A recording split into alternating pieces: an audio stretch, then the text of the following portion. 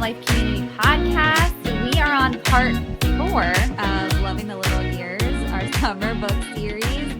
And I keep meaning to mention this, but if you haven't heard already, we are on YouTube.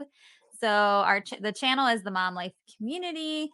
So if you are interested in watching podcasts as opposed to just listening, then you can head over to the Mom Life Community channel and see me and Braxton in video forms. There's that. Okay. And at the time we're recording this, it is officially summer today. It's June 20th. So happy summer, everybody. We've arrived. We've arrived. Okay. And, my kids got out of school last Friday. You guys have been out of school for a little bit, but everyone's basically wrapping up at this point, I think. And so, it reminded me there's a saying that I think we've all heard time and time again that the days are long, but the years are short. And I don't know about you, Braxton, but at this stage of motherhood, I actually kind of feel like the days are short. And we're going to talk a little bit about priorities and motherhood and using our time well in some of these chapters today. But I remember back to my early motherhood days, and the days did feel long at times.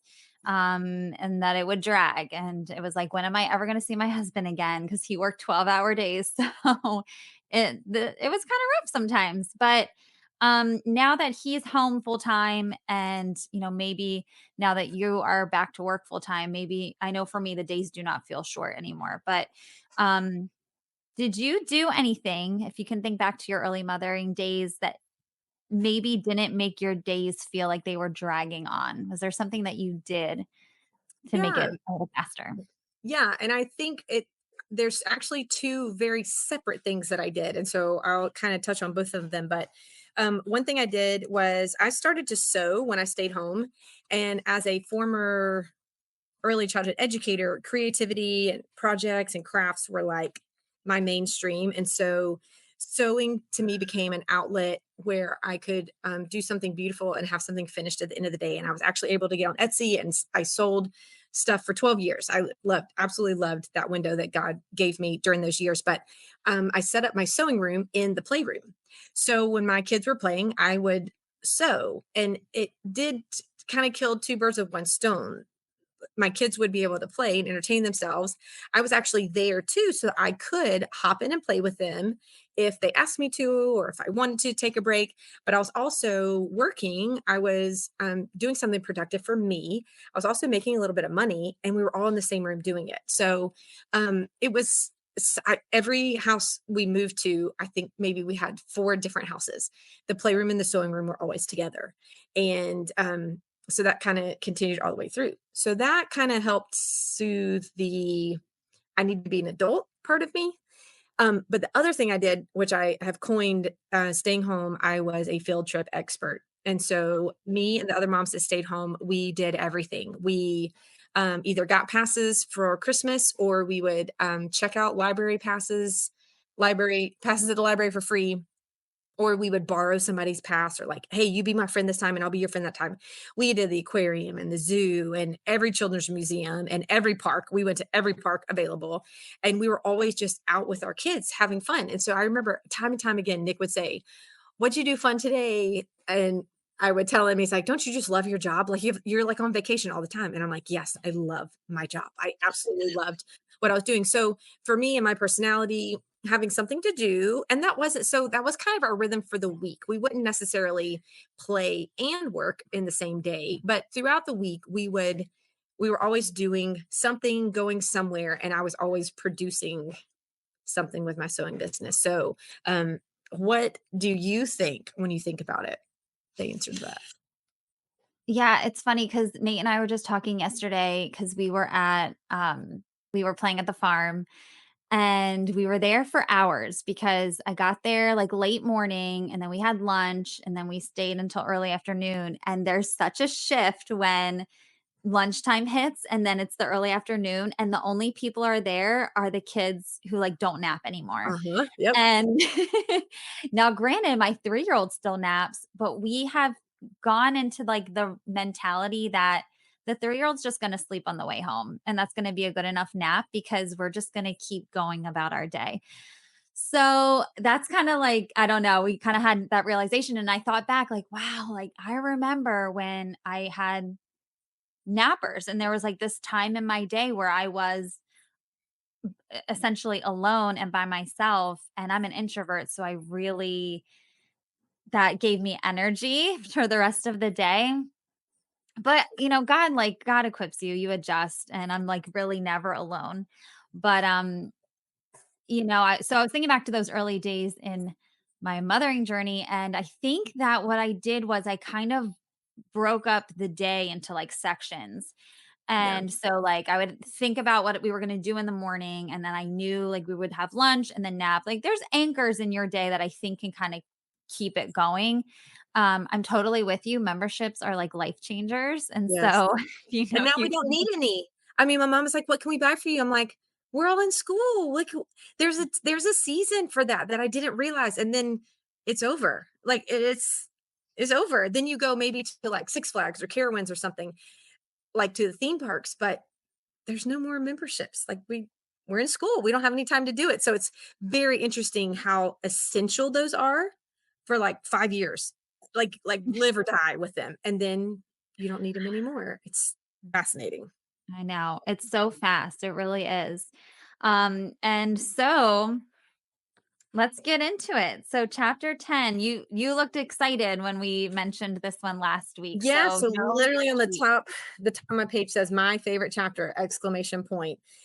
Your children and husband are the only work that matters. Um, so chapter 10 is all about, it's called Know Your Sheep. And basically, I think what she's breaking down here is a big family where um we are not, our children are, we're not supposed to organize our children or manage our children or control our children or make some system where it looks like we have everything together. But what we're actually supposed to do is um work with our kids, know our kids, and pay attention to our kids and play with our kids.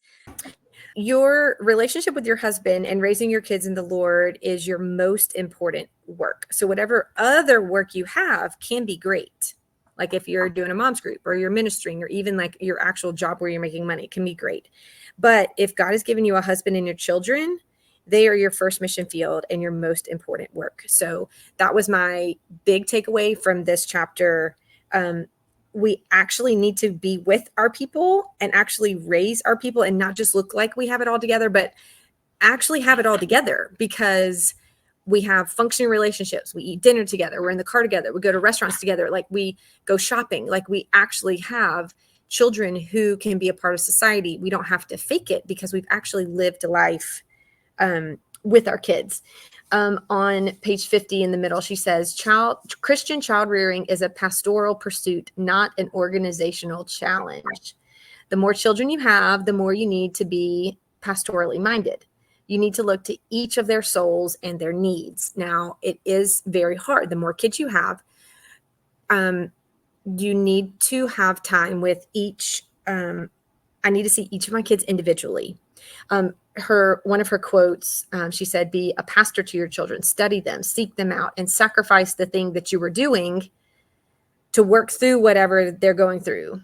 And she said, "Fat souls are better than blank." Now, for her, I just want to, anyone who's listening, like what do you put above your children? Sometimes, like, we need to sacrifice these things for our children. So what is it for you? Is it, so your children's fat souls, you're spending time with them, is it more important than phone time or cleaning your house or one more call that could wait or a TV show that you could turn off but you want to watch? What do you need to sacrifice for your children that you might be putting ahead of them at this time? Because we don't want our kids to be lonely. We don't want them to be neglected and hurt because we have put our own, like, even just desires or our time or like what we want to do with our day above them. They are the only part of your work that really matters. And I was like, yes. Somebody gave a quote. I don't know if I said this the other day, but where do you want your children to be in 10,000 years? And my oldest was like, Mom, that's super weird. And I was like, no, think about it. Where do I want you to be in 10,000 years? I want you to be at the feet of Jesus with me in heaven. So if that's where I want you to be, not just 10 years from now or 20 years from now, then feeding into your soul needs to be something that I'm doing like on a regular, consistent basis. So here's a practical thing for me. Chapter 10. I try to have a touch point with each of my kids and my husband on a regular basis. Now, I can't do every kid every day. Sometimes these touch points are short. Sometimes they're very long, but I make it a point to talk one-on-one with my kids and my husband regularly. So I do this with car trips, if it's just me and them going to a sports practice, or I'll just take one kid, come on, let's go get coffee. We'll go to Starbucks, or we'll walk in the neighborhood, or like go on a quick shopping trip. Like, hey, let's go to Hobby Lobby. And those just one-on-one times are so regular that we have time to, sometimes we say nothing. And sometimes we talk about, those are the times that stuff comes out, like with my older kids. And I'm like, oh, if I didn't make this time to talk with them or walk with them right now, one-on-one, because at dinner, it's just chaos. Now, I love dinner. We always have dinner together, but those are not my touch points when I get to talk to them. It's one-on-one, away from the screens, away from the noise, away from all other 8 people that are in our family. That's when I get to their heart. And so I even use Marco Polo with my teenage girls. When we're apart, we can just like chit chat on Marco and kind of have intimate conversations through that app. And so one thing too, I think my last bit I want to say was that my takeaway for me was love each kid differently, discipline each kid differently, and spend time with each of them differently. It just looks different, kid to kid to kid to kid. So, yep. Fat souls are better than clean floors. For me, fat souls are better than sleeping. For me is really tricky. I try to get a nap and I try to go to bed early. And sometimes I need to, at this stage of life, forego my sleeping so that I can be with them. So, Yeah. And teenagers are up later, right? they are. And I'm trying to get them to go to bed earlier. Well, during the summer, it's so cool because we can just kind of like chill. But during the year, I try to make them go to bed early with me too, because they have to get up just as early as I do, and they have to function. I mean, their brain works so hard, and your brain consumes a lot of calories. It's very draining to be in school, like honors classes in high school. So they need sleep just like I do, you know? Right. What about you for 10? Yeah, no, you're right, because there's something that can be an idol in our lives that can try to force its way ahead of the work of our family. And so I thought it was really cool how seamlessly this chapter flowed from the bulk effect, and how the number of children is your own situation to make wonderful work of. That's what I wrote down. And so, this life's not about organization and checking off chore lists and milestones. And, like keeping your house clean is part of the to-do list, but it's not the number one thing on our to-do list. It's about raising our babies in the nurture and admonition of the Lord. And it's about shepherding their hearts. And she didn't get much into the phrase of being a shepherd, although when you talk about being pastorally minded, the imagery can go to sheep and a shepherd. And I thought a lot about how a shepherd is a leader. And it's clear when you're looking at a shepherd and their flock who the leader is. You don't see one of the sheep leading. Just think about how silly that would look if one of the sheep was leading the pack. It's the shepherd, and they're leading them to what they need. The shepherd's leading them to streams of water. The shepherd's avoiding dangers. The shepherd is not pondering over what else they could be doing other than leading their sheep. And this is when the roaring lion can be coming to wreak havoc. So, it's about focusing on your herd. And, while you have a herd, and some of our herds are bigger than others, you do need to remember that each child is an individual, like you were saying. And I try to look for ways to say yes. we're reaching a stage now where like my 9-year-old and my 7-year-old can handle and do more things than my little ones. And we do a lot as a family. We very much function as a family. When there's a sports game, we're all going if we can. If there's, I mean, anything except for karate class, Nate and I will alternate because the little ones, it's just hard to just sit there for that. But overall, I mean, we really do function as a unit. But if my 9-year-old wants to walk around the block, which he can do now, my 3-year-old cannot do that by himself, whereas my oldest wants a little bit more freedom. And so I try to really think through answers that even if the 3-year-old's going to protest that he can't do it, I should still be looking for ways to say yes to the oldest. So, yeah, and just like the ways that can really stunt our kids if we say no, because it would be a challenge for a younger one to do. Right. Yeah, and I was reminded when you said how you have a touch point for each of your kids. Nate and I definitely want to get in a better rhythm of having one-on-one time with each of the boys, because connection is so much more important than anything else. And I was really good for a while about taking a Sunday walk with each of the boys around our horseshoe after church every Sunday. So I would just take them one by one. We'd walk around the horseshoe, drop that one off, pick another one up, go around our horseshoe. And it was just something we were in the rhythm of doing. And I have not done it maybe since I was like super pregnant with Reese. I think that might be where it kind of cut off. And so I think we need to pick that back up. And also now that we're in summer and now that we're looking at homeschooling, it is just our schedule can really lend itself to having that one-on-one time. Yeah. Nate And and each kid needs something different. Like some kids really want to be with me and spend time, like if they have time as a love language. And some would like to just like, I don't know, cook together. Or each kid doesn't. And I think at the very beginning of this chapter, I crossed off fair. This is not about being fair to our kids. Get totally different stuff. And in multiple ways I can't even get into, but they're all loved.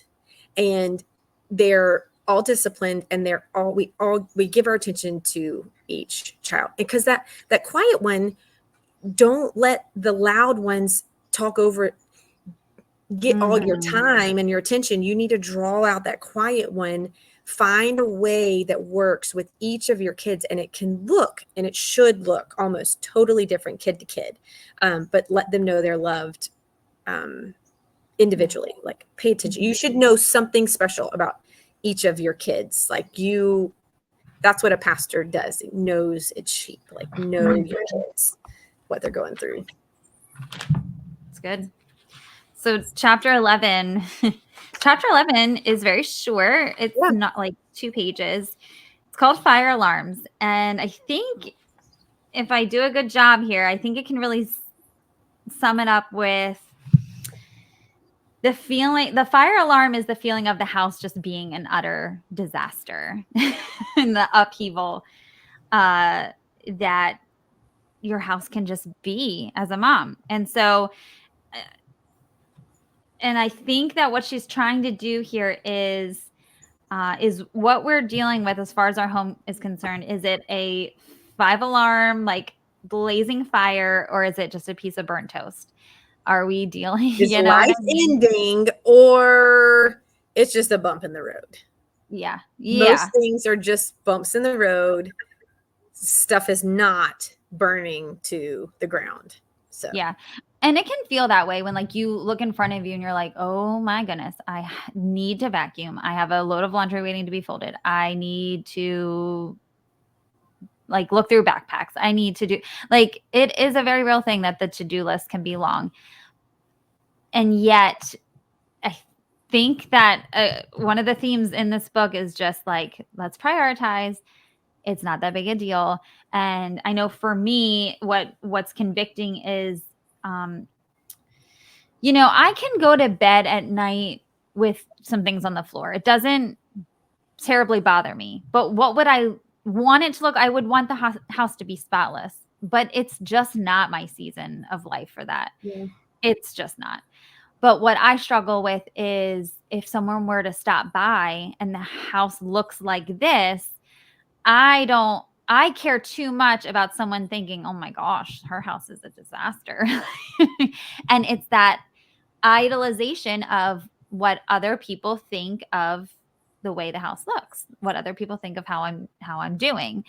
And so this was just good on gaining perspective on the very real condition of the house. And am I letting it have control over me? Yeah. That's my big takeaway. Yeah. I think one of the overarching questions for this chapter, I think for me, was what do you need to let go of in this season? Mountains and molehills, I think I've talked about before, but I think this is really a big chapter for that. Like there are some things that if you let them go will absolutely burn life down. And there's a million things that won't. And so you need to let most things just, a big quote in my life is give it time. Give it time with relationships. Give it time with so many applications in my life. If I give it time, it will resolve itself. I don't have to control everything or make it all like happen now, or I can't even pinpoint.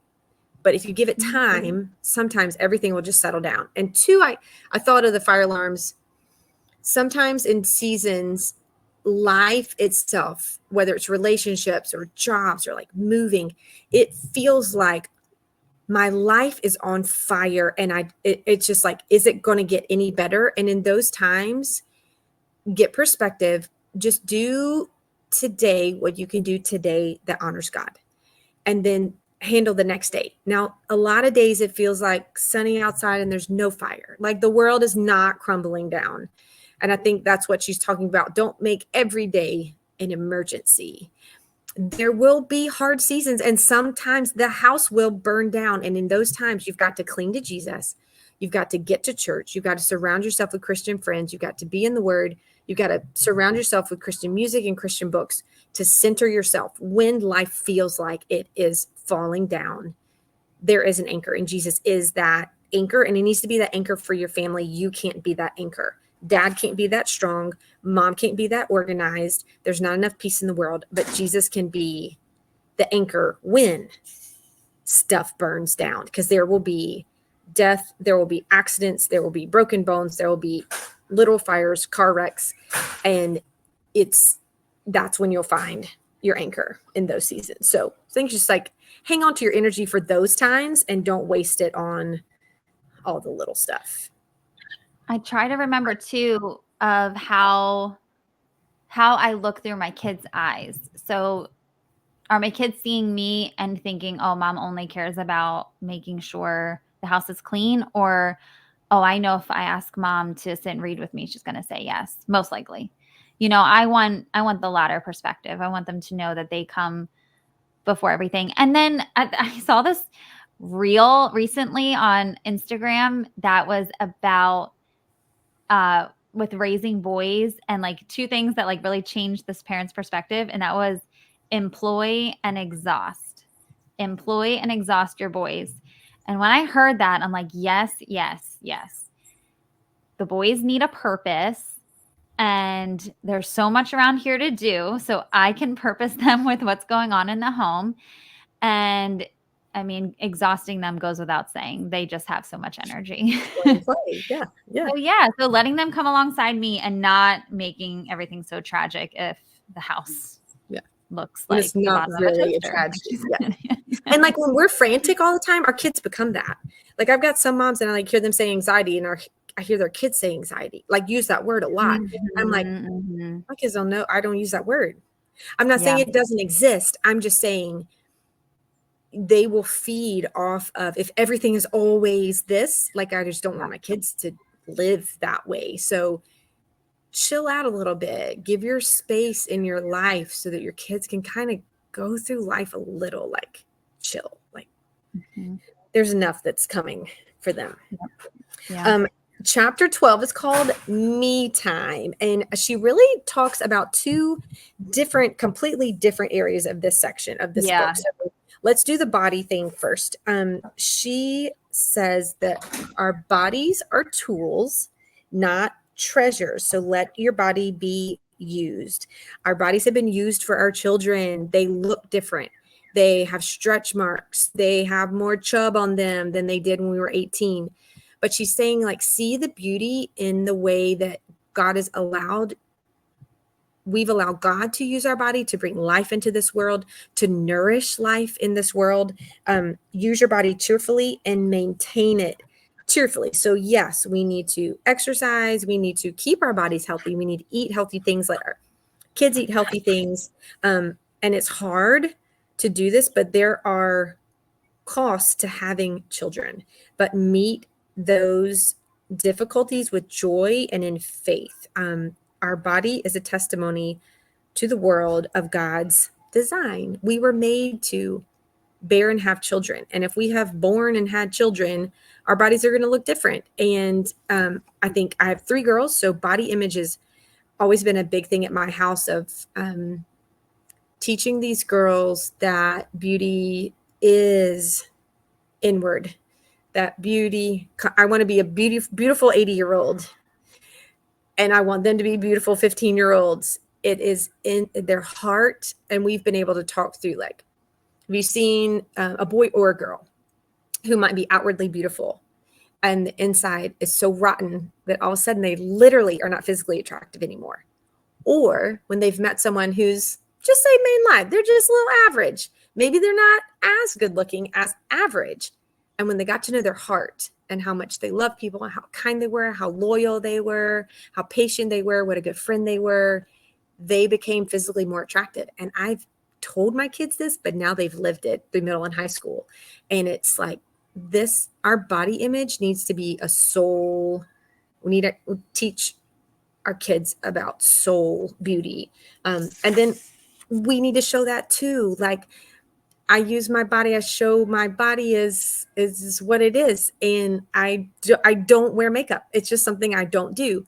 And I love my husband saying, girls, I love your mom doesn't wear makeup. I absolutely love that she doesn't wear makeup. Look how beautiful she is. And I know I have flaws and I know this way, but I love that my husband and I are both able to show our girls, yes, you can wear makeup. And they do. Both my girls wear makeup, but they do it so well because they're not hiding anything or from a part of their heart that's insecure. They're mostly doing it because it's fun, what most girls wear makeup for. But that's so let our bodies be used and use our bodies cheerfully. So what do you think about that part of this chapter, the body part? I mean, I'm glad she just kind of says it because, yeah, rest in peace to my former stomach because Yeah, me extra too. skin and stretch marks litter my tummy. And, but I have to tell you, like, this doesn't happen often, but sometimes when the boys catch sight of my tummy, especially when they're like toddlers, they just think it's like the cushiest, like comfiest Huh? place to be. so It's I like, comforting. yeah. But yeah, no, I'm just glad she like verbalizes it and that she says that like our bodies are made with a purpose, not to be a museum artifact like the world tries to tell us. It's not supposed to look the same as it did 5 years ago. Our face isn't supposed to look the same as it did 10 years ago. Like that's just not how we're made. And so, yeah, I think I have more takeaways from her second point, but I am just glad she wrote all of this. Yes. Okay. So number 2, she said, for me time, like the world says you need to find yourself. And sometimes the world says, like, literally, like, divorce your husband. If you're unhappy, divorce your husband, go into the world, go into the woods, find yourself, be who you're made to be. If this situation you find yourself in is not making you happy, go do something about it and find yourself. And what she is saying is the Christian view of self is very different than that. We are characters in a story, and who we are is where we are. So if God has given us people in our life,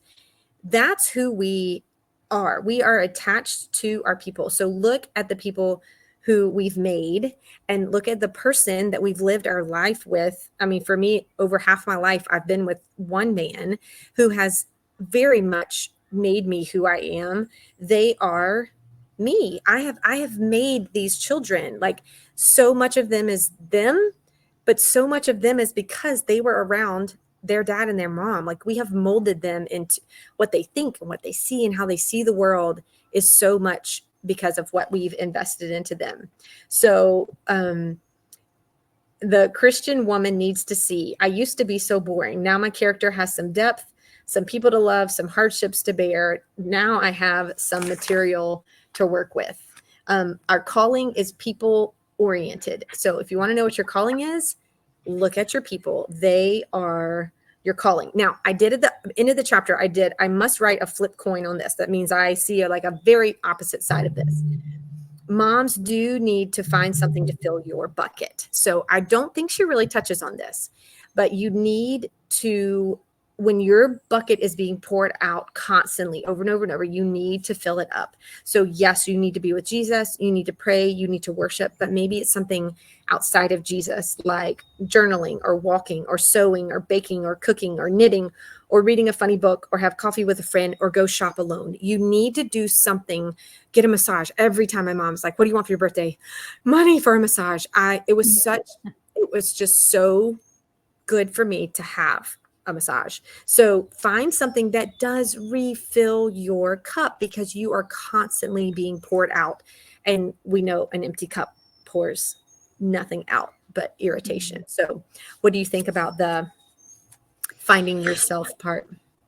Yeah, I remember the first time I read this chapter, and I couldn't really, I wasn't really getting it. Like, your identity is your people. And I'm like, but I'm my own person and they're their own person and we're all our own people. But I think what she's trying to say is like, we're just like a tapestry of a family, and you're who you are now, since you got married to become one flesh. You are joined together in the mission of raising your children. And so I think, and I was thinking about it now reading it, that I don't know if she said this or if I wrote this down now, but if you know your people, you know yourself. Yeah. And I can say, when I'm good about showing my husband love, about filling his tank, he's generally doing pretty well.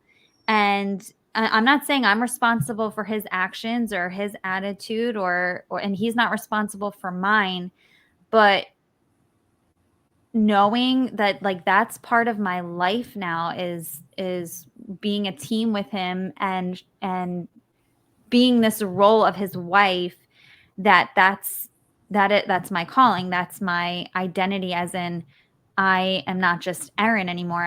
I'm Erin, the wife of Nate. I'm Erin, the mother of my children.